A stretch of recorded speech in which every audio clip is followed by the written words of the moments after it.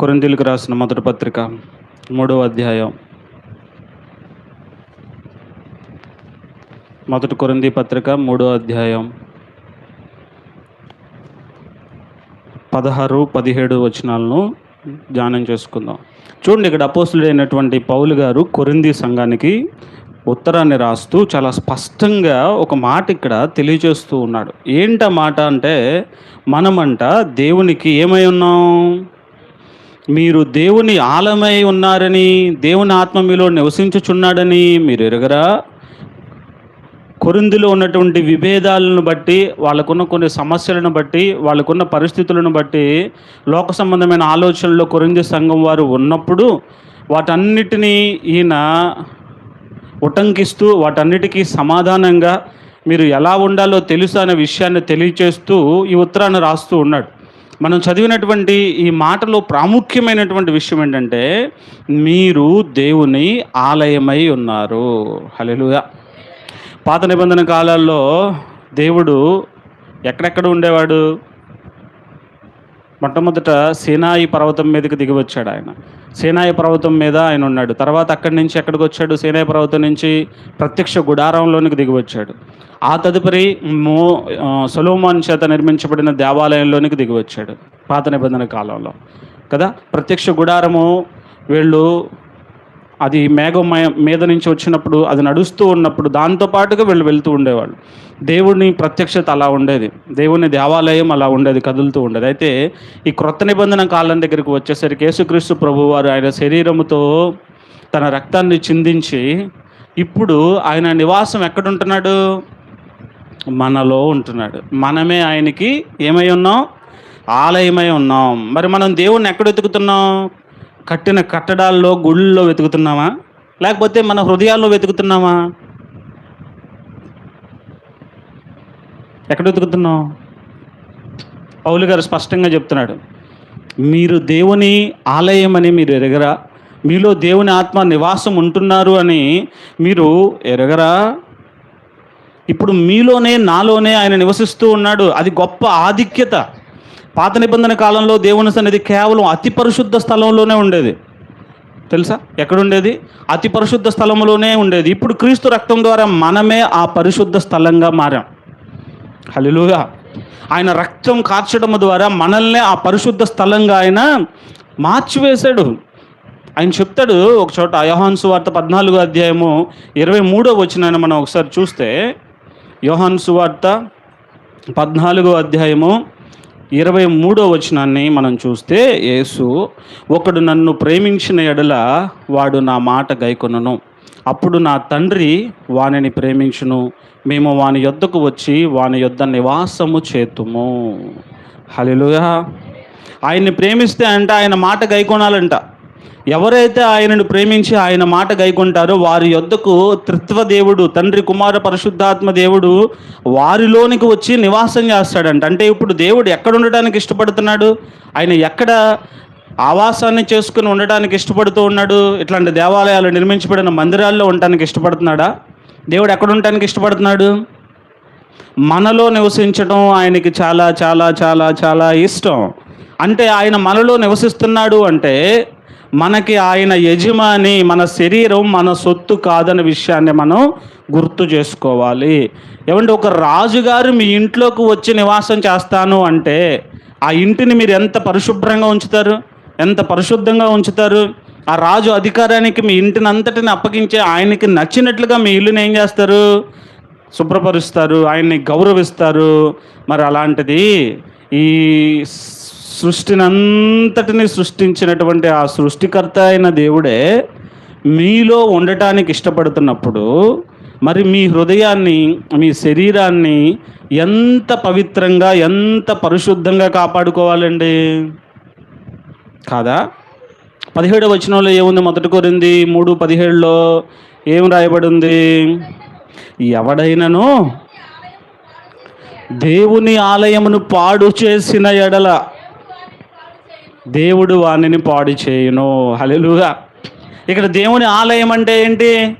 మన దేహము, మన శరీరము, ఎవడైనాను సరే ఆ దేహాన్ని పాడు చేస్తే, దేవుని దేవాలయాన్ని పాడు చేస్తే ఆయన చూస్తూ ఊరుకోడు.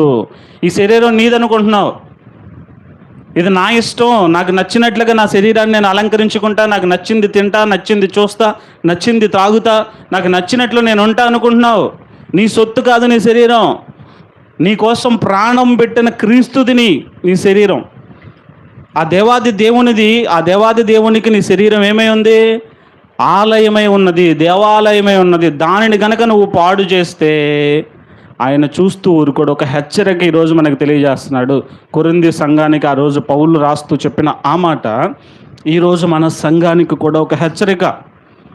నా ఇష్టం, అంతా నా ఇష్టం, నాకు నచ్చిన చోట నేను ఉంటా, నచ్చిన చోటకు వెళ్తా, నచ్చిన వాళ్ళతో మాట్లాడతా, నేను ఎలా కావాలంటే అలా బ్రతుకుతా అంటే కుదరదు.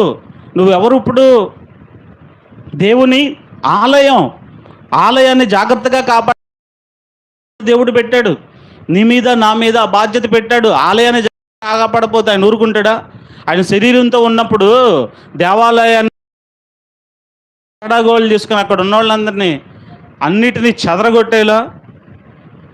మరి ఇప్పుడు ఈ దేహం అనే దేవాలయాన్ని నువ్వు దొంగల గుహగా మారుస్తున్నావా? తస్మాత్ జాగ్రత్త. దేవుడు చూస్తూ ఊరుకోడు. ఆయన ఒక్కసారి చెరడాకోళ్ళు జులిపించాడనుకో, కొట్టడం ప్రారంభించాడనుకో, చెదరగొట్టడం ప్రారంభించాడనుకో, ఏమైపోతావు?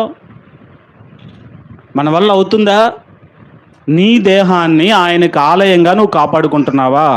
నీ దేహము ద్వారా నువ్వు ఆయన్ని మహింపరుస్తున్నావా? నీ దేహం ద్వారా నువ్వు అపవాదిని సంతోషపెడుతున్నావా? ఈరోజు ప్రశ్న, సూటి ప్రశ్న. నీ దేహాన్ని, దేవాలయం అనేటువంటి ఈ దేహాన్ని నువ్వు ఎలా పాడు చేసుకుంటున్నావా, పరిశుద్ధంగా ఉంచుకుంటున్నావా పరిశీలన చేయాలి. అయితే దాన్ని పాడు చేసుకోవద్దు అని చెప్పి ఇక్కడ మాట్లాడుతున్నాడు. పాడు చేస్తే ఆయన ఏం చేస్తాడు? చూస్తూ ఊరుకోడు, ఆయన యాక్షన్లోకి దిగుతాడు. అయితే ఇప్పుడు ఆ ఆలయాన్ని పాడు చేయడం అంటే ఏంటి? అది తెలిస్తే మీరు ఆలయాన్ని పాడు చేస్తున్నారా, పరిశుద్ధంగా కాపాడుకుంటున్నారో క్లారిటీ వచ్చేస్తుంది. అంతేనా? ఇప్పుడు ఆలయాన్ని పాడు చేయడం అంటే ఏంటో చూద్దాం రండి. 1 కొరింథీ 6వ అధ్యాయం 18 నుంచి 20 వచనాలు. 1 కొరింథీ పత్రిక 6వ అధ్యాయం. జారత్వమునకు దూరముగా పారిపోవుడి, మనుష్యుడు చేయు ప్రతి పాపమును దేహమునకు వెలుపల ఉన్నది, కానీ జారత్వము చేయువాడు తన సొంత శరీరమునకు హానికరముగా పాపము చేయుచున్నాడు. మీ దేహము దేవుని వలన మీకు అనుగ్రహింపబడి మీలోనున్న పరిశుద్ధాత్మకు ఆలయమై ఉన్నదని మీరు ఎరగరా? మీరు మీ సొత్తు కారు, విలువ పెట్టి కొనబడిన వారు కనుక మీ దేహముతో దేవునిని మహిమపరచుడి. హల్లెలూయా.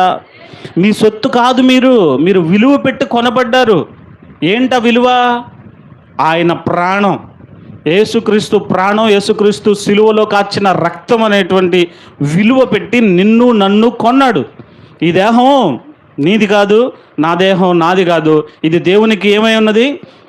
ఆలమై ఉన్నది, ఆయన సొత్తు అయి ఉన్నది. కాబట్టి ఇక్కడ ఏం చెప్తున్నాడు? జారత్వమునకు దూరంగా పారిపోవుడి.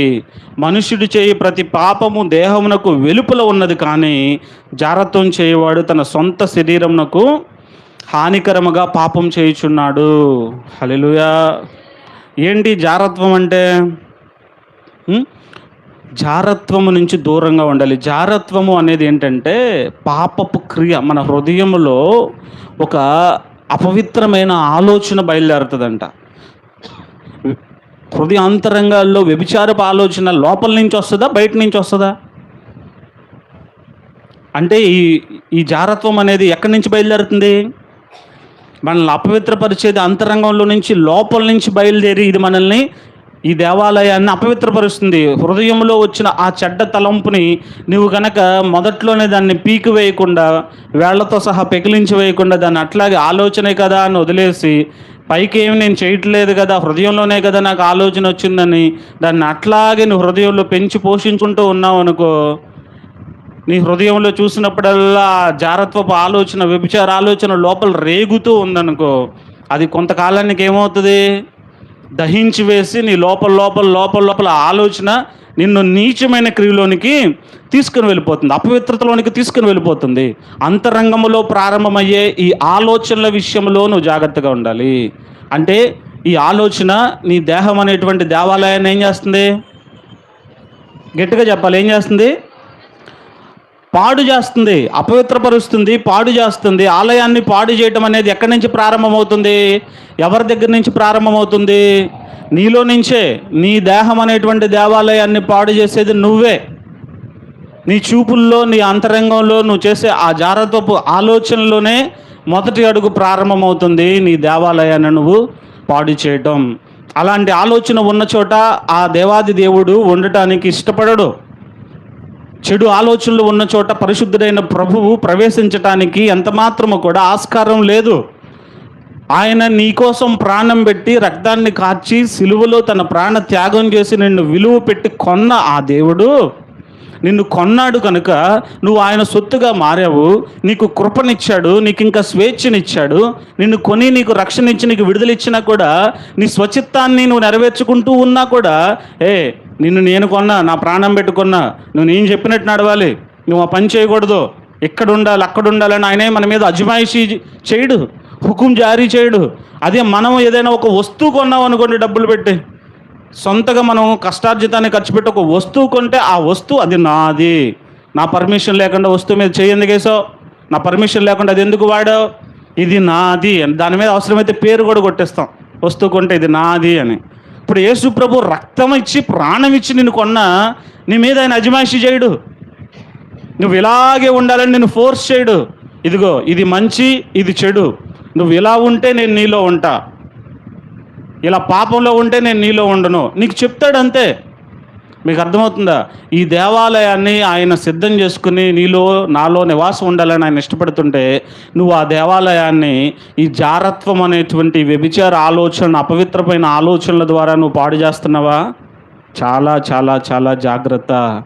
ఆయన ఒక్కసారి ఉగ్రత చూపించాడు అనుకో, ఆ ఉగ్రతలో నుంచి తప్పించుకోవడం నీ తరం కాదు, నా తరం కాదు. మొదటిది ఏంటి? మన శరీరం అనే దేవాలయాన్ని పాడు చేసేటువంటి మొదటిది ఏంటి? జారత్వం అనేటువంటి అపవిత్రత. ఎఫెసీ పత్రిక 4వ అధ్యాయం 30, 31, 32 వచనాల్లో దేవుని పరిశుద్ధాత్మను దుఃఖపరచుకుడి, విమోచన దినము వరకు ఆయన యందు మీరు ముద్రింపబడి ఉన్నారు. సమస్తమైన ద్వేషము, కోపము, క్రోధము, అల్లరి, దూషణ, సకలమైన దుష్టత్వము మీరు విసర్జించుడి. ఒకని ఎడల ఒకడు దయగలిగి కరుణా హృదయులై క్రీస్తునందు దేవుడు మిమ్మల్ని క్షమించిన ప్రకారము మీరును ఒకరినొకరు క్షమించుడి. హల్లెలూయా. మీ దేహం అనే దేవాలయాన్ని పాడు చేసేది ఏంటయ్యా అంటే ఇక్కడ చదివిన మాటల్లో సమస్తమైన ద్వేషము, కోపము, క్రోధము. సమస్తమైన ద్వేషము, కోపము, క్రోధం. హృదయంలో ద్వేషం నింపుకున్నావనుకో దేవుడిని హృదయంలో ఉండడానికి ఎంత మాత్రం ఇష్టపడ్డు. ద్వేషం ఉన్న చోట ఆయన ఉండలేడు, ఎందుకంటే ఆయనలో ద్వేషం లేదు. ఆయన పరిశుద్ధుడు, ఆయన ద్వేషాన్ని హృదయంలో నింపుకోడు. అపవిత్రతలో ఉన్నవారిని కూడా ఆయన క్షమిస్తాడు. ఎవరి మీద కూడా పగ, ప్రతీకారం, ద్వేషం, కుట్ర, కుతంత్రాలు ఆయన హృదయంలో ఎంత మాత్రం కూడా పెట్టుకునే దేవుడు కాదు. మరి ఆయన దేవాలయంలో ఆ ద్వేషం ఉంటే ఆయన ఉండగలడా? కోపము, క్రోధము ఉంటే ఆయన ఉండగలడా? ఆయన ఎవరి మీదైనా కోపం చూపించాడా? చూపించాడు కోపం. దేవాలయాన్ని దొంగల గుహగా మారుస్తున్న వాళ్ళ మీద కోపం చూపించాడు. అయితే పాపం చేయలా. కోపపడుడి కానీ పాపం చేయకుడి. ఆ కోపం న్యాయబద్ధమైనదై ఉండాలి. ఎంతవరకు చూపించాలో అంతవరకు చూపించాలి. ఆ కోపం శృతి మించింది అనుకోండి, అది నరహత్యకు దారితీస్తుంది. కోపంలో కఠినమైన మాటలు వెళ్తాయి. ఆ మాట సరైనదిగా ఉండాలి, గద్దింపు చక్కగా క్రమబద్ధంగా ఉండాలి. అది శృతి మించింది అంటే ఆ గద్దింపు ఎలా మారుతుంది? నరహత్యగా మారుతుంది. నరుని హృదయాన్ని గాయపరిచే నీ నోట నుంచి వచ్చే మాట హత్యతో సమానం. కంకర్రాళ్ళ వంటి మాటలు ఉన్నాయంట, గాజు పెంకులు లాంటి మాటలు, కత్తిపోటు వంటి మాటలు. నువ్వు మాట్లాడుతున్నావా కోపంతో, క్రోధంతో? దేవుడు నీ హృదయంలో ఉండడు. ఈ దేవాలయాన్ని ఆయన ఖాళీ చేస్తాడు. ఇది ఖాళీగా ఉంటే వెళ్ళిపోయిన దురాత్మ ఒక్కటే కాదు, అది మళ్ళీ ఇంకో 7 ఆత్మలు తీసుకుని వస్తుంది, నీ హృదయంలో ప్రవేశిస్తుంది. మొదట నీ స్థితి కంటే కడపటి స్థితి బహుఘోరంగా తయారవుతుంది. ఈ దేహం అనే దేవాలయాన్ని కాపాడుకునే బాధ్యత మన మీద పెట్టాడు దేవుడు. పరిశుద్ధంగా దాన్ని కాపాడుకోవాలి. కోపం రానివ్వకూడదు, జారత్వపు ఆలోచనలు రానివ్వకూడదు. కోపము, క్రోధము, దుష్టత్వము, ద్వేషం, ఎదుటి వాళ్ళ మీద ద్వేషం కలగకూడదు మనకి. ఎదుటి వాళ్ళు చేసినటువంటి తప్పులను చూసి, బలహీనతలను చూసి, లేకపోతే వాళ్ళు ఎదుగుతూ ఉంటే వారవలేని స్థితి చూసి లోపల ద్వేషం పెంచుకోకూడదు. కుళ్ళు బుద్ధి లోపల పెట్టుకోకూడదు. వాళ్ళు బాగుంటున్నారు అంటే ఓర్వలేని స్వభావం లోపల పెట్టుకోకూడదు. ఎదుటి వాళ్ళు బాగుపడుతున్నారంటే సంతోషించాలి. చూడండి, ఇక్కడ ఈ మాటలో అటన్నిటిని కూడా విసర్జించమంటున్నాడు. ద్వేషాన్ని విసర్జించాలి, కోపాన్ని విసర్జించాలి, క్రోధాన్ని విసర్జించాలి, అల్లరిని, దూషణను, సకలమైన దుష్టత్వమును విసర్జించాలి. అల్లరితో కూడిన ఆటపాటలు, అపహాస్యం చేసి సంతోషించే స్వభావాన్ని స్వస్తి చెప్పండి. ఎదుటి వాళ్ళు బాధపడుతుంటే చూసి ఆనందించే మనసు ఉంటే ప్రభు అక్కడ ఉండడు. ఎదుటి వాళ్ళ బలహీనతలను బట్టి వాళ్ళని కామెంట్ చేసి, సెటైర్లు వేసి, వాళ్ళ బాడీ షేమింగ్ చేసి, వాళ్ళు ఇలా ఉన్నారు అలా ఉన్నారని చెప్పి ఒకళ్ళు అనటం, పక్కన ఇంకొకళ్ళు నవ్వటం, తానా అంటే తందానా అంటే కామెంట్లు చేసుకుంటా, అల్లరితో కూడినటువంటి దూషణ మాటలు, ఎదుటివాడిని కించపరిచే మాటలు, తక్కువ చేసి చూసే మాటలు, వాళ్ళ కులాన్ని బట్టో, డబ్బును బట్టో, అందాన్ని బట్టో, నీకున్న హంగు ఆర్భాటాలను బట్టో ఎదుటివాడిని తక్కువ చేసి చూసే మాటలు నువ్వు మాట్లాడితే అక్కడ దేవుడు ఎంత మాత్రం కూడా ఉండడు. సకలమైన దుష్టత్వాన్ని నువ్వు విసర్జించాలి. నీ హృదయంలో దుష్టత్వం, దుష్ట స్వభావం ఉంటే ప్రభు నీ హృదయంలోనికి రాలేడు. ఎందుకంటే ఆయన పరిశుద్ధుడైన దేవుడు. నేను పరిశుద్ధుని కనుక మీరును పరిశుద్ధులుగా ఉండని నేను చెప్పిన దేవుడు ఆయన. మొదటి పేతురు పత్రిక 1:15-16 వచనాల్లో ఉంటుంది కదా, ఆయన పరిశుద్ధుడైన దేవుడు. చూద్దాం ఒకసారి రండి, 14-16 వచనాల్లో.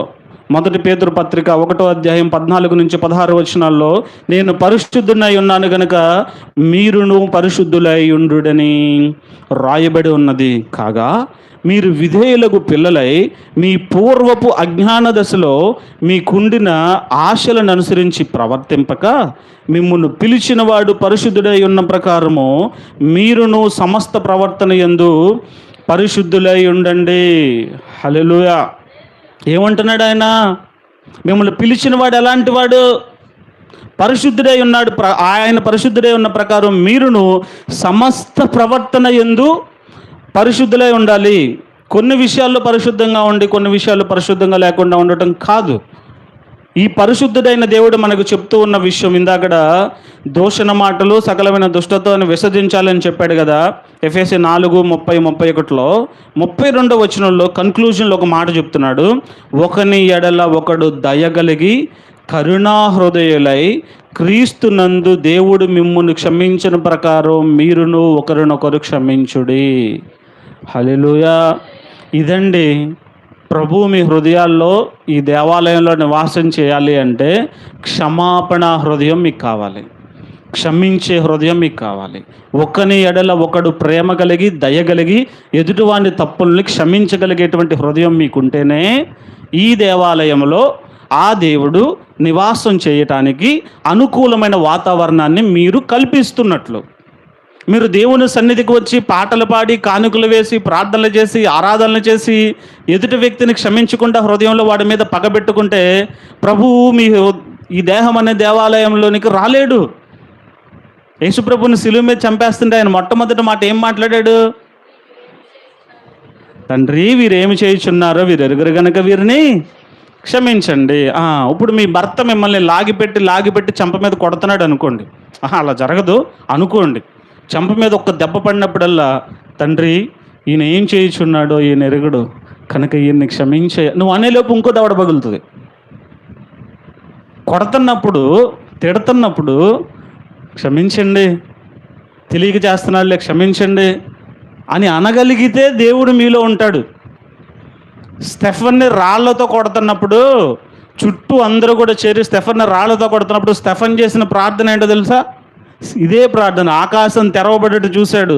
ఆయన మాట్లాడుతున్నాడు, తండ్రి వీళ్ళు ఏం చేస్తున్నారు, వీళ్ళు ఎరగరు, వీళ్ళని క్షమించంటున్నాడు. ప్రాణాలు తీస్తున్న వాళ్ళని వీళ్ళు ఏమంటున్నారు? తెలియక చేస్తున్నారు, తెలిస్తే చేయరుగా. యేసుప్రభు ప్రేమామయుడు, నరహత్య చేయకూడదు, కొట్టకూడదు, కొడితే నాకు నష్టం వస్తుందని వాళ్ళకి తెలియక చేస్తున్నారు. తెలిస్తే యేసుప్రభు దేవుడని తెలిస్తే సిలువేస్తారా? వాళ్ళకి అర్థం కాల. ఇప్పుడు వీళ్ళు కూడా అంతే, సత్యం అర్థం కాక వీళ్ళు నిన్ను కొట్టడమో తిట్టడమో చేస్తున్నారు. అప్పుడు నువ్వు వీళ్ళు తెలియకేస్తున్నారులే, క్షమించు అని అనగలిగేటువంటి స్థాయిలోకి నువ్వు వస్తే అప్పుడు నీ దేహం అనేటువంటి దేవాలయంలో ఆయన ఉండటానికి ఇష్టపడతాడు, ఆస్కారం ఉంటుంది. ఆయన తప్పకుండా తప్పకుండా నీ దేవాలయంలో ఆయన ఉంటాడు. అలా కాకుండా నువ్వు వాళ్ళని కొట్టలేక నీకు బలం లేదని, నాకు బలం వచ్చినప్పుడు చూసుకుంటా, మా కొడుకు వచ్చిన తర్వాత చూస్తాను ఈ సంగతే, మేమిద్దరం కలిసి చూస్తాను, రాత్రి తాగొచ్చి పడుకుంటావుగా అప్పుడు చెప్తాను ఈ సంగతే, లేకపోతే కూరలో ఏదో ఒకటి తెచ్చి కలిపారేస్తా. చేస్తారు ఇలాంటి ఆలోచనలు చేసేవాళ్ళు లేకపోలేదు. మళ్ళీ దేవుడు అంటారు, గబుక్కుని మళ్ళీ వచ్చి అయ్యా కోపం లేదు అన్నానయ్యా క్షమించయ్యా అని దేవుడి దగ్గర ప్రార్థన చేస్తాం. ఎన్ని మాటలు అంటారు. ఇప్పుడు మీ కొడుకులే మీ మాట వినకపోతాను ఎన్ని తిట్లు తిడుతున్నారు, సన్నాసి తిట్లు తిడుతున్నారు. ఒక తల్లి ఒక కుమారుణ్ణి తిట్టాల్సిన తిట్లేనవి. ఈ నోట నుంచి ఏం కావాలి?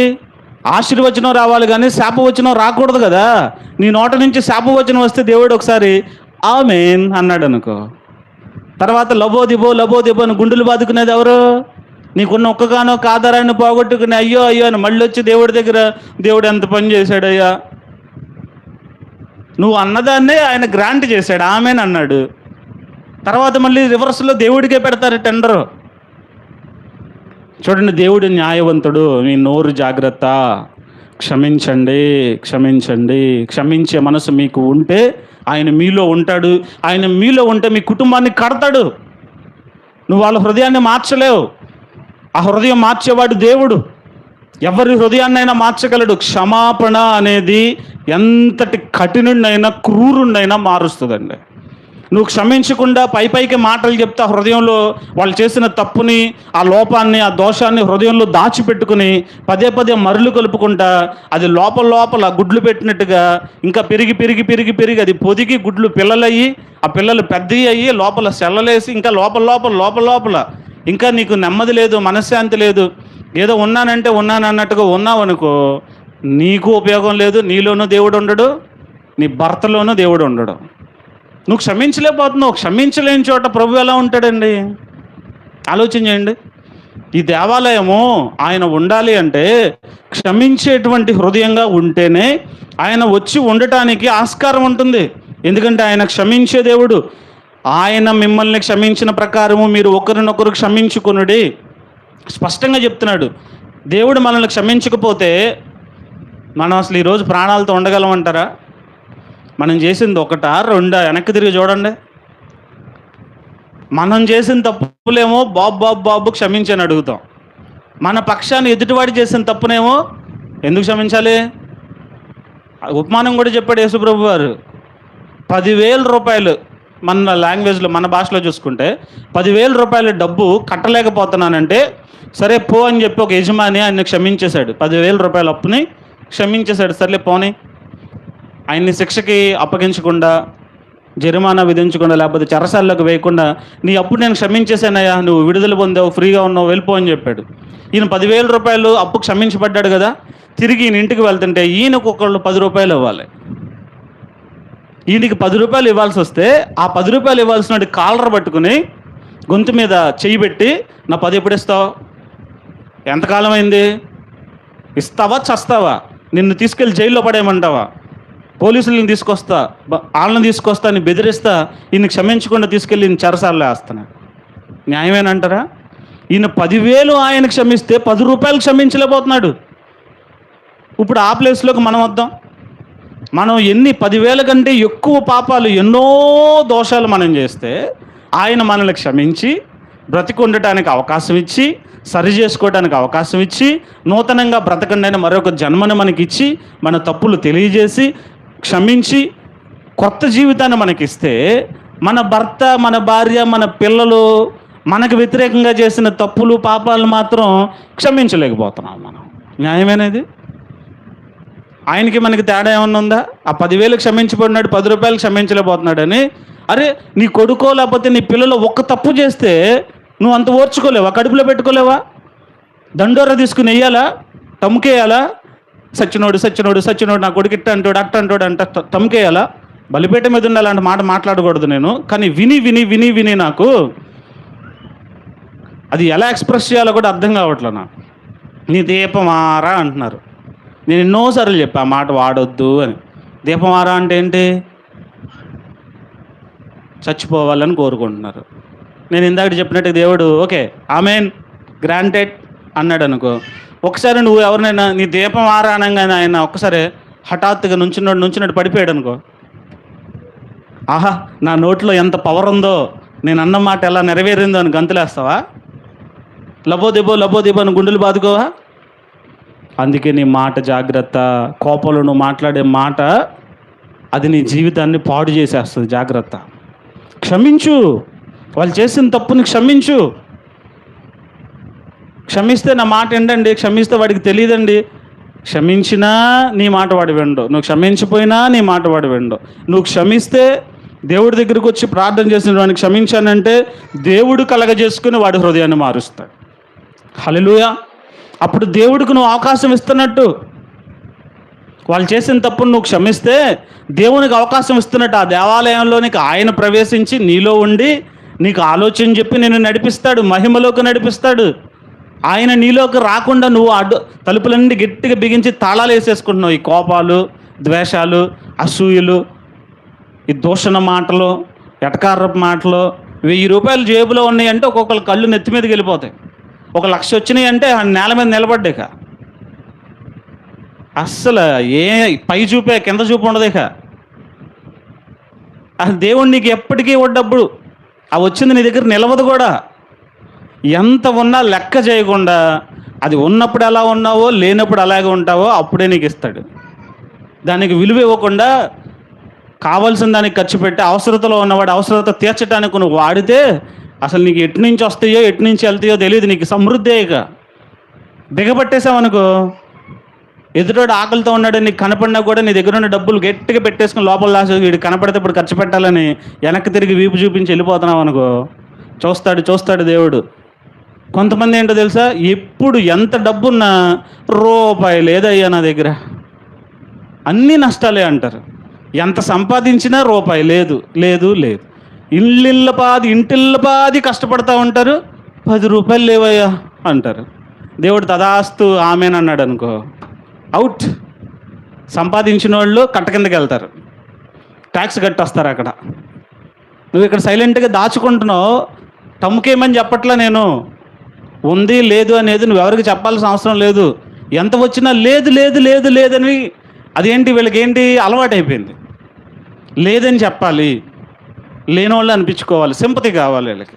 కొంతమంది బాగా ఉన్నాం, ఏమీ లేకపోయినా సరే కద్దర షర్ట్లు వేయటం, జేబులో 500 నోటు పెట్టడం, 1000 నోటు పెట్టడం, అది చూపించడం, ఏముండదు వెనకాల. అది అసలు ఎప్పుడు తీయడు, ఎప్పుడు ఖర్చు పెట్టడం.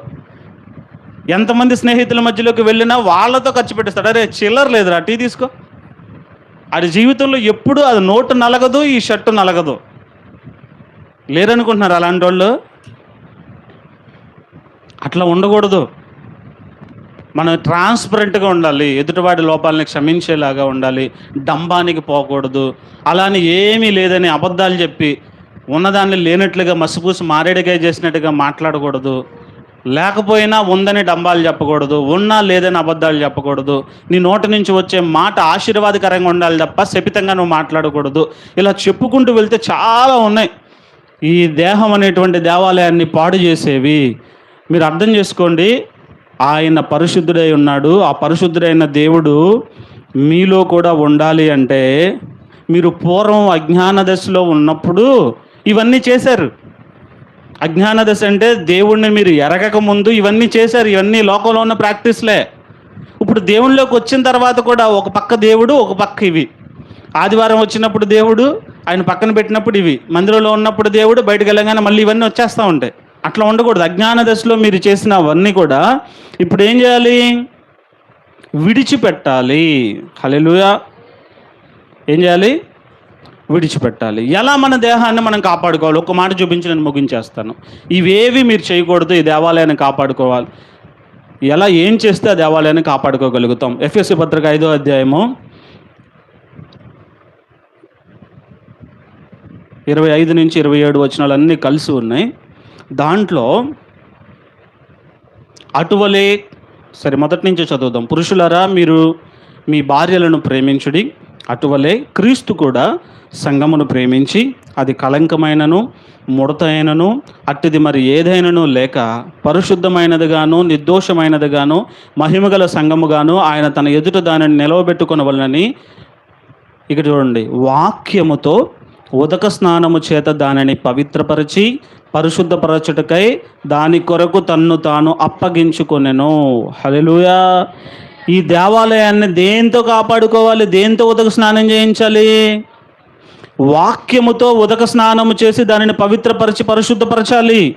హల్లెలూయా. ఇప్పుడు ఈ దేహం అనేటువంటి దేవాలయాన్ని మనం కాపాడుకోవాలంటే ఈ ఇందాకట్లా చెప్పిన ఆ పాపపు క్రియలు, లోకంతో స్నేహం, దుర్భాషలు, అలాగే సంఘంలో వచ్చే కొన్ని విభేదాలు, ఇవన్నీ నేను ఒక్కొక్కటి విడగొట్టి చెప్పలా, మీకు ఇందాక అన్నీ కలిపి చెప్పాను. ఇవన్నీ కూడా మీరు లేకుండా ఉండాలి అంటే, వాటికి మీరు దూరంగా ఉండాలి అంటే మీరు ఏం చేయాలంట? వాక్యము చేత ఉదక స్నానం చేయాలి. హల్లెలూయా. మీరు సామాన్యులు కారు, గుర్తుపెట్టుకోండి. మీరు దేవుని చేత వెలపెట్టి కొనబడిన వారు, సజీవుడైన దేవుని మందిరాలు. ఆషామాషి అనుకుంటున్నారేంటి మీరు? మీ మాట, మీ చూపు, మీ ఆలోచన దేవునికి మహింకరంగా ఉండాలి. మీరు నేను సామాన్యమైన ప్రజలం కాదు. దేవుడు మన కోసం ప్రాణం పెట్టాడనే విషయాన్ని అర్థం చేసుకున్నటువంటి ప్రజలు మనం. అర్థం చేసుకున్న మనం ఎలా ఉండాలి? ఎప్పటికప్పుడు వాక్యము చేత ఉదక స్నానం చేస్తూ, వాక్యపు వెలుగులో మనల్ని మనం పరిశీలన చేసుకుంటూ, వాక్యము చేత శుద్ధీకరించుకోవాలి. అప్పుడు ఈ దేవాలయం ఏమవుతుంది? పరిశుద్ధపరచబడుతుంది. వాక్యమే ఉదక స్నానం చేయాలి. మురికి అంటుతూ ఉంటుంది కదా. ఇప్పుడు మన దేవాలయాన్ని నెలకు ఒక రోజు క్లీన్ చేస్తారు, బూజు పట్టినా ఏం పట్టినా కదా. ఈ దేహం, ఈ శరీరం అనే దేవాలయాన్ని కూడా వాక్యంతో ప్రతిరోజు ఉదక స్నానం చేయాలి. అప్పుడు ఆయన, ఆ వాక్యమే ఆయన కనుక మీ హృదయంలో ఆయన నివాసం ఉంటుంది. చూడండి ఎంత విచిత్రంగా ఉంటుందంటే, ఆ దేవుడే వాక్యమై ఉన్నాడు. ఆయన ఉండటానికి మన శరీరము దేవాలయమే ఉంది. ఆయన మనలో ఉండాలి అంటే ఏమేమి ఉండకూడదు? ఇందాక చూసాం. అవేవి మనలో ఉండకూడదంటే మళ్ళీ మనం దేని చేత కడుక్కోవాలి? వాక్యం అనేటువంటి దేవుని చేతే, ఆయన చేతే కడుక్కోవాలి. ఆ వాక్యము చేతే కడుక్కోవాలి. అంటే ఆయనతో మనం దగ్గరగా ఉండాలి. ఆయన మీలోకి రావడానికి ఇష్టపడుతున్నాడు. తను ఎలా మార్చుకున్నాడంటే వాక్య రూపిగా ఆయన మీలోనికి, నాలోనికి రావాలని ఆయన ఆశపడుతున్నాడు. నువ్వు వాక్యానికి ప్రాధాన్యతనిచ్చి వాక్యానుసారముగా నిన్ను నువ్వు ఆయనకు అప్పగించుకుని ప్రతిరోజు వాక్యపు వెలుగులో నిన్ను నువ్వు చూసుకుంటా ఉంటే నీ లోపాలు తెలుస్తూ ఉంటాయి. అవి నువ్వేం చేసుకోవాలి? ఏ రోజుకి ఆ రోజు, సరే ఇదిగోండి ఈ మొక్కలు ఉన్నాయి కదా, అడ్డదిడ్డంగా కొమ్మలు పెరిగిపోయినాయి అనుకోండి, కత్తిరి పట్టుకుని ఏం చేస్తారు? అందంగా ఉండాలంటే ఇంట్లో ఉన్న గార్డెన్లో ఉన్న మొక్కలు చూడటానికి అందంగా ఉంటాయి. బయట బీట్లో ఉన్న మొక్కలు అలా అందంగా ఉంటాయా? అడ్డదిడ్డంగా పెరిగిపోయి ఉంటాయి కదా. ఇప్పుడు మనం దేవుని సన్నిధిలో ఉండి ఇంట్లో ఉన్న మొక్కలను వదిలేస్తే ఎలా అడ్డదిడ్డంగా పెరుగుతాయో, మనం కూడా, మన హృదయం కూడా అలాగ అడ్డదిడ్డంగా పెరుగుతుంది. సో ఎప్పటికప్పుడు వాక్యం చేత మనం ఏం చేయాలి? ఉదక స్నానం చేసి ఆ అన్నెసరీ థింగ్స్ అన్నింటినీ కూడా మనం ఏం చేయాలి? కట్ చేయాలి. హల్లెలూయా. మీ హృదయం కనుక ఒకవేళ పాపంతో అపవిత్రమై ఉంటే ఈ రోజే పశ్చాత్తాపడి యేసు రక్తముతో కడగబడండి. దేవుని ఆత్మ మీలో నివసించేలాగా మీ హృదయాన సింహాసనాన్ని సిద్ధం చేసుకోండి. ఇదే ఆహ్వానం. మీ హృదయం ఇప్పటివరకు ఎలా ఉందో? ఇంతవరకు నేను చెప్పిన విషయాల చేత మీ హృదయం నింపబడిపోయి ఉందా? ఆ దుర్భాషలాడేటువంటి స్వభావము, దూషణ మాటలు, క్షమించలేని స్వభావము, ఈర్ష్య, ద్వేషము, అసూయ, దేని చేత మీరు నింపబడినా, మత్సరంతో మీరు నింపబడినా, ఈరోజు ఈ మాటలు విన్న మీరు ఈ క్షణమే పశ్చాత్తాపంతో దేవుని తట్టు తిరిగితే, ఆయన యొద్ద మీరు పశ్చాత్తాపంతో క్షమించమని అడిగితే ఆయన క్షమించడానికి సిద్ధంగా ఉన్నాడు. మీరు ఎవరిని క్షమించలేకపోతున్నారు? ఒకసారి గుర్తు చేసుకోండి. ఇక పలానా వ్యక్తిని నేను క్షమించలేకపోతున్నాను, అది నాకు చాలా కష్టంగా ఉంది, దేవుడి దగ్గర చెప్పండి. నేను క్షమించలేకపోతున్నా. మన అనుదిన ప్రార్థనలో, అనుదినము మనం చేసే పరలోక ప్రార్థనలో కూడా ఆయన ఏం చెప్తాడు? క్షమించాలి. మనం క్షమిస్తే ఆయన క్షమిస్తాడు. అర్థమవుతుందా? ఆ క్షమాపణ ఒకసారి పరిశీలన చేసుకుందాం. ఏదైనా సరే ఈ దేహం అనేటువంటి దేవాలయాన్ని అపవిత్రపరిచేది మనలో ఏమన్నా ఉంటే ఈరోజు పరిశీలన చేసుకుందాం.